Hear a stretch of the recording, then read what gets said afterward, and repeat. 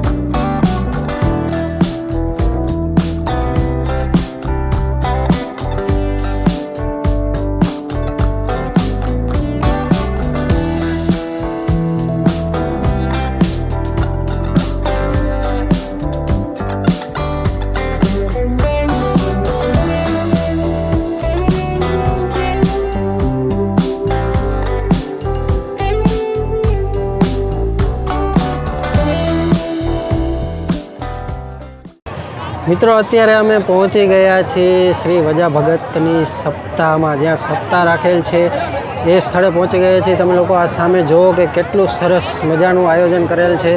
આ છે સપ્તાહનો મંડપ, અને તમે ચારેય બાજુ જુઓ તો કેટલું બધું પબ્લિક છે। અહીંયા આજુબાજુના ગામથી લોકો સપ્તાહ સાંભળવા માટે આવે છે અને વજા ભગતના દર્શન પણ કરે છે। આ પાછળ છે જે છે એ છે વજા ભગતની મઢોલી, ત્યાં વજા ભગતના દર્શન રાખેલ છે। અને આ બાજુમાં તમે લોકો જુઓ છો તો અહીંયા દાન સ્વીકારવામાં આવે છે। જે કંઈ તમારે 50, 100 રૂપિયા, 400, 500, 1000 જે કંઈ તમારે દાન દેવું હોય તે અહીંયા સ્વીકારવામાં આવે છે। અને તમે લોકો જુઓ કે કેટલું બધું પબ્લિક અહીંયા છે, ને અત્યારે બપોરનો વાગી ગયો છે 1, અને પબ્લિક સુકાતું નથી। અહીંયાથી લોકો કથા સાંભળીને જમવા જઈ રહ્યા છે। સામે તમને 2 ડોમ જે દેખાય છે એ ડોમ છે જમવા માટેના, એમાં લેડીઝ અને જેન્ટ્સનું અલગ અલગ ડોમ રાખેલું છે। તો આજે લગભગ 6ઠ્ઠો દિવસ છે અને પબ્લિક ઘણું બધું છે, લગભગ લાખોની સંખ્યામાં રોજ અહીંયા પબ્લિક આવે છે। તો જો તમે હજી નથી આવ્યા તો તમે પણ આ સપ્તાહ અને કથાનો લાવો લેવા અચૂક આવજો।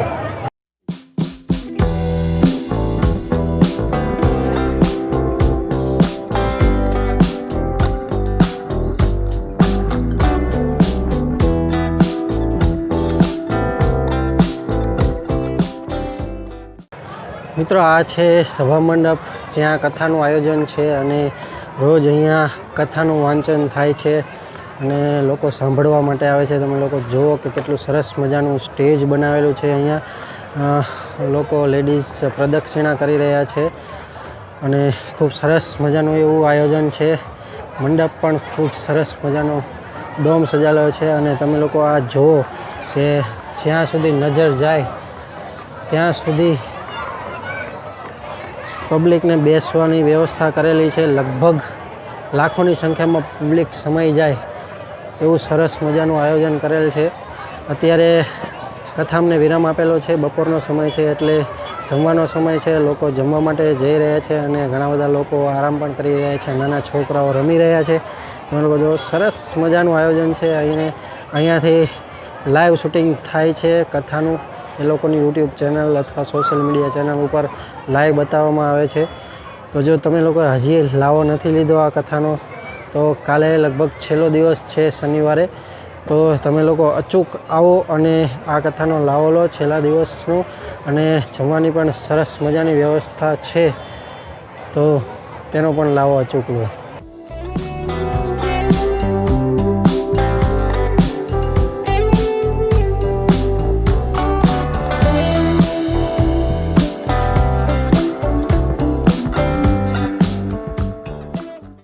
તો મિત્રો, અત્યારે તમે મારી પાછળ જોઈ રહ્યા છો એ છે પ્રોગ્રામનું સ્ટેજ। અહીંયા રાત્રિનો ખૂબ સરસ મજાનો પ્રોગ્રામ થાય છે। લગભગ નામચીન કલાકારો કીર્તિદાન ગઢવી ને એ બધા કલાકારો રાત્રે પ્રોગ્રામમાં હોય છે અને આજે કયા કલાકાર છે એ મને નથી ખબર. તો તમે લોકો આવો અને રાત્રિનો નજારો ખૂબ સરસ મજાનો જોવા જેવો નજારો હોય છે. અને સ્ટેજ તમે લોકો જુઓ તો આ સ્ટેજથી માંડીને તે આ પાછળ તમને જેટલી જગ્યા દેખાય છે ત્યાં ખૂબ જ છેક સુધી પબ્લિક હોય છે અને રાત્રિના પ્રોગ્રામનો આનંદ માણે છે. ખૂબ સરસ મજાનો લોક સાહિત્યકારો પણ આવે છે અને ડાયરો એટલો બધો સરસ મજાનો જામે છે આ વજા ભગતના સાનિધ્યમાં. તમે લોકો આવો અને આ સાનિધ્યનો લાવો જરૂર લેજો.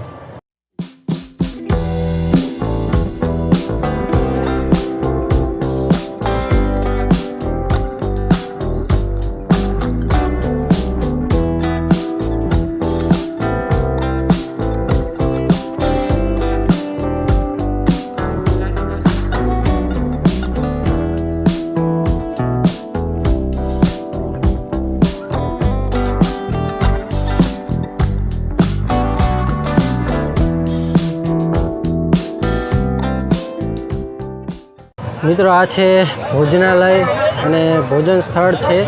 તમે લોકો જુઓ કે અહીંયા રોજ લાખોની સંખ્યામાં લોકો ભોજન લઈ રહ્યા છે અને એ પણ બિલકુલ ફ્રી. અને આ કોઠારિયા ધામ તરફથી આ એક સેવાનું કાર્ય છે. તો આ જે સપ્તાહ છે 7 દિવસ તેમાં કોઠારિયા ગામ તો આખું રોજ ધુમાડા બંધ જમે જ છે, પણ આજુબાજુના લગભગ 4 થી 5 ગામો અને સુરેન્દ્રનગર સિટીમાં પણ ઘણા લોકો રોજ અહીંયા આવે છે અને આ પ્રસાદનો લાવો લે છે. તમે લોકો જુઓ અહીંયા લાખોની સંખ્યામાં, હજારો લાખોની સંખ્યામાં લોકો અત્યારે ભોજન ગ્રહણ કરી રહ્યા છે. અત્યારે વાગ્યો છે બપોરનો 1:30 અને ખરેખર આ લોકો જે પ્રસાદની સેવા કરે છે એ અદ્ભુત છે અને ખરેખર સન્માનજનક છે.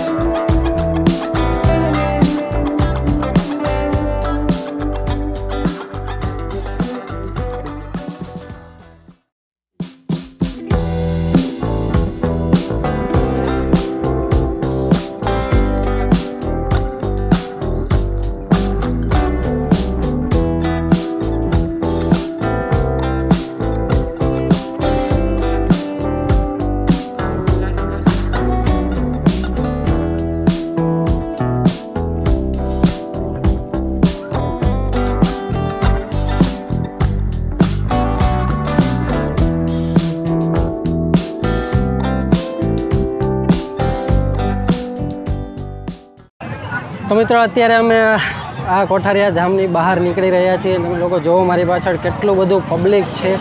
તો આ વજા ભગતની સાનિધ્યમાં ખરેખર ખૂબ જ મજા પડે એવું છે. તમે લોકો અહીંયા આવો અને આની મોજ માણો. તો અત્યારે અમે લોકો અહીંયાથી નીકળી રહ્યા છીએ. હવે અમે લોકો અમારા ઘર તરફ જઈ રહ્યા છીએ. તો આઈ હોપ કે આ વિડીયો તમને ગમ્યો હશે. જો ગમ્યો હોય તો આ વિડીયોને લાઇક કરી દો, શેર કરી દો અને અમારી ચેનલ ઉપર નવા હોય તો અમારી ચેનલને સબસ્ક્રાઈબ કરવાનું ભૂલતા જ નહીં. તો ચાલો મળીએ આવા જ વિડીયો સાથે. ત્યાં સુધી good bye and take care.